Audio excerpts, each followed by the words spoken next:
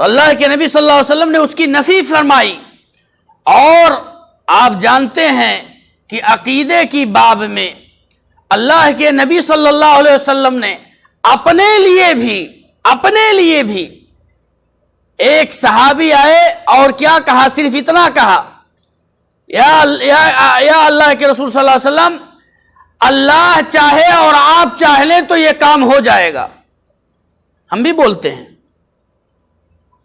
اگر آپ چاہ لیں تو یہ کام ہو جائے گا، کہتے ہیں کہ نہیں کہتے ہیں؟ عقیدے کا باب جو ہے میرے بھائی بہت ہی حساس موضوع ہے، اور ہم یہ سمجھتے ہیں کہ ہم سب چیز جانتے ہیں۔ نہیں، یہ الفاظ جو ہم بولتے ہیں یہ بہت ہی خطرناک الفاظ ہیں کہ آپ اگر چاہ لیں تو یہ کام ہوگا۔ نہیں، اللہ کے نبی صلی اللہ علیہ وسلم نے ایک صحابی کو تردید کرتے ہوئے کہا کہ اے میرے بھائی، اے میرے ساتھی، میرے چاہنے سے نہیں ہوگا، صرف رب کے چاہنے سے ہوگا۔ اللہ کے نبی اگر ہاتھ اٹھاتے اللہ کی طرف تو اللہ نبی صلی اللہ علیہ وسلم کے ہاتھ کو نیچے گرنے سے پہلے اس دعا کو قبول کرتے، لیکن دعا کس سے مانگتے اللہ کے نبی؟ اللہ سے۔ یعنی گویا کہ اللہ کے نبی صلی اللہ علیہ وسلم کو بھی کوئی چیز کی ضرورت ہوتی تو اپنے رب کی طرف رجوع کرتے۔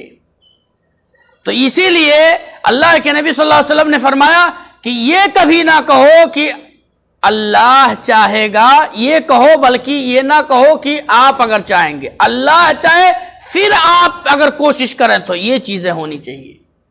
لوگ کہتے ہیں میں یہ دوا کھایا میں ٹھیک ہو گیا، یہ نہیں کہتے ہیں کہ اللہ رب العالمین نے مجھے اس دوا کے ذریعے سے فائدہ دیا، شفا دی۔ لفظ دیکھیں عقیدے کے باب میں کس طریقے سے ہم کیا نام ہے انسان کس طریقے سے بول دیتا ہے۔ تو یہ شیخ نے ایک بہت ہی پیاری حدیث، اور یہ جتنا انسان کو توحید کے بارے میں معلومات حاصل ہوگی اتنا ہی انسان کی زبان، قول، فعل اور تقریر، جو قول اور فعل ہر اعتبار سے، عمل کے ذریعہ سے اور قول سے یعنی بول کر کے، ان تمام چیزوں سے وہ مسلمان جو ہے محفوظ رہے گا انشاءاللہ۔ یعنی بدعات اور یہ کیا نام ہے شرکیات الفاظ سے، شرکی الفاظ سے انسان محفوظ رہ کر کے توحید کا ہمیشہ وہ گن گائے گا، اور جو بھی زبان سے اس کے نکلے گی توحید ہی کی حمایت میں نکلے گی، اور جو بھی اس کی زبان بند رہے گی شرک کی مذمت کے اوپر نکلے گی، نہ کہ اور کسی دوسرے کی وجہ سے۔ تو یہ اسی لیے اللہ کے نبی صلی اللہ علیہ وسلم کے اوپر جب وحی نازل ہوئی، پہلی وحی، تو کیا اللہ تعالی نے فرمایا؟ کون سی سورہ نازل ہوئی تھی؟ اقرأ بسم ربک الذی خلق، خلق الانسان من علق۔ اقرأ،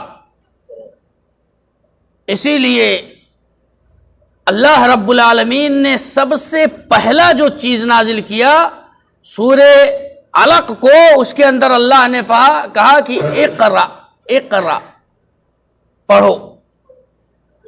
اسی لیے علم جو ہے یہ اگر علم نہیں ہے تو انسان عبادت کو تو چھوڑ دیجئے، بلکہ وہ انسان گمراہی کے دلدل میں جا کر کے گر جاتا ہے اور اس کو سمجھ میں نہیں آ رہا ہوتا ہے، اور انسان کے اوپر شیطان ایک ملمہ سازی کر کے اس کے اوپر ہمیشہ چڑھے رہتا ہے۔ ہاں تمہارا عمل بہت بہترین ہے، تم بہت اچھی طریقے سے عبادت کرتے ہو، کہنے دو مولانا کو بہت بہترین تمہاری عبادت ہے، میرے اندر کوئی کمی نہیں ہے، میری عبادت بہت اچھی ہے۔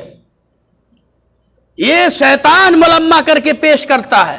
اسی لیے اسلام نے سب سے پہلے نبی صلی اللہ علیہ وسلم پر جو وحی نازل ہوئی، اقرا، پڑھو، علم کی بارے میں، کہ بغیر علم کے نہ عبادت ہے اور نہ ہی بغیر علم کے جتنا انسان علم حاصل کرے گا، صحیح علم، اتنا ہی رب کے قریب ہوگا۔ اسی لیے اللہ تعالیٰ نے قرآن میں کیا فرمایا؟ فَعْلَمْ أَنَّهُ لَا إِلَهَ إِلَّا اللَّهُ وَاسْتَغْفِرْ لِذَنبِكَ۔ فَعْلَمْ أَنَّهُ لَا إِلَهَ إِلَّا اللَّهِ، پہلے تم لا الہ الا اللہ کو جان لو، لا الہ الا اللہ کا معنی سمجھ لو، اور لا الہ الا اللہ یہ ایسا کلمہ ہے کہ اسلام کی اہم بنیاد جو سب سے پہلے انسان کو مسلمان بناتی ہے وہ کون سا کلمہ؟ لا الہ الا اللہ، لا الہ الا اللہ۔ اسی لیے لا الہ الا اللہ کے بارے میں ہم سب پڑھتے ہیں، ہر مسلمان پڑھتا ہے، ایک قبر کا مزاور جو ہے وہ بھی پڑھتا ہے، پڑھتا کہ نہیں پڑھتا؟ وہ ایک جو پیسہ وصول رہا ہے، مردوں کے اوپر سے پیسہ وصول رہا ہے، وہ بھی لا الہ الا اللہ پڑھتا ہے، وہ بھی جانتا لا الہ الا اللہ۔ لیکن لا الہ الا اللہ کے معنی اور مفہوم کو سمجھتے ہوئے اس پر عمل کرنا